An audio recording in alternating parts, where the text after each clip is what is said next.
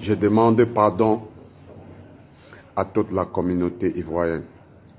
Je présente mes excuses à tous les chefs religieux de la Côte d'Ivoire.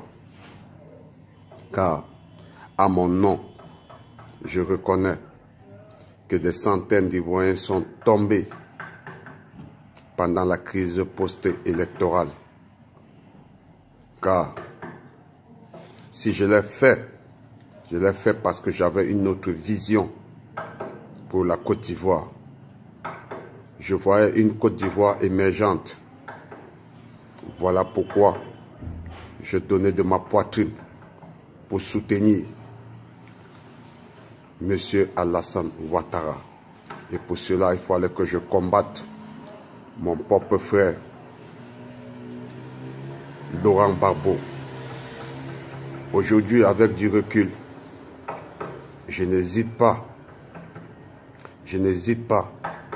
de subir votre colère, de subir la sentence que vous avez réservée pour moi. Mais avant de subir cette sentence, j'aimerais me repentir et demander pardon, grand comme petit, chef ou un simple citoyen ivoirien. Je reviens vers vous en tant que votre fils. Acceptez-moi, je vous demande pardon.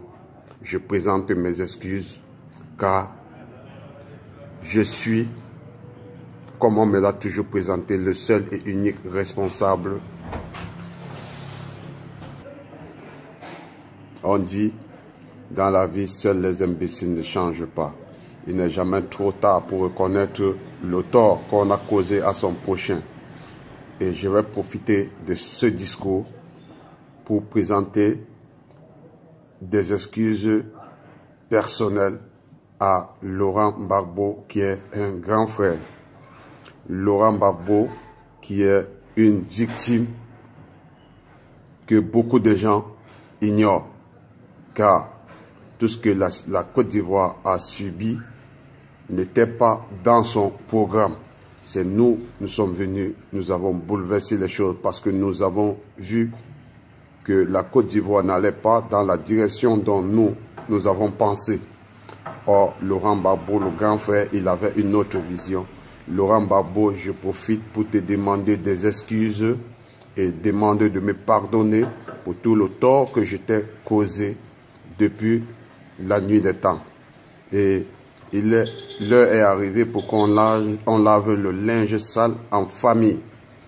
Je sais, ce n'est pas facile de pardonner quelqu'un qui vous a causé du tort, mais reconnaissez au moins que je suis en train de me repentir et je reconnais mon tort et je demande à toute la population de la Côte d'Ivoire de me pardonner et de m'accepter comme fils.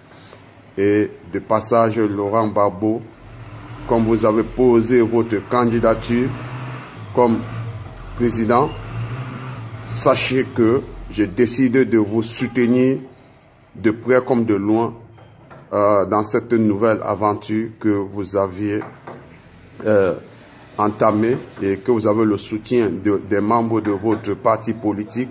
Vous devriez compter désormais sur moi. Ça, ce sont les propos de Guillaume Soro. Et nous demandons en tant que porte-parole à toute la population de Côte d'Ivoire de mettre la main sur le cœur et mettre les dégâts du passé derrière nous afin que nous regardons le futur et seul le futur permet à des gens conscients d'avancer. C'était Guillaume Soro.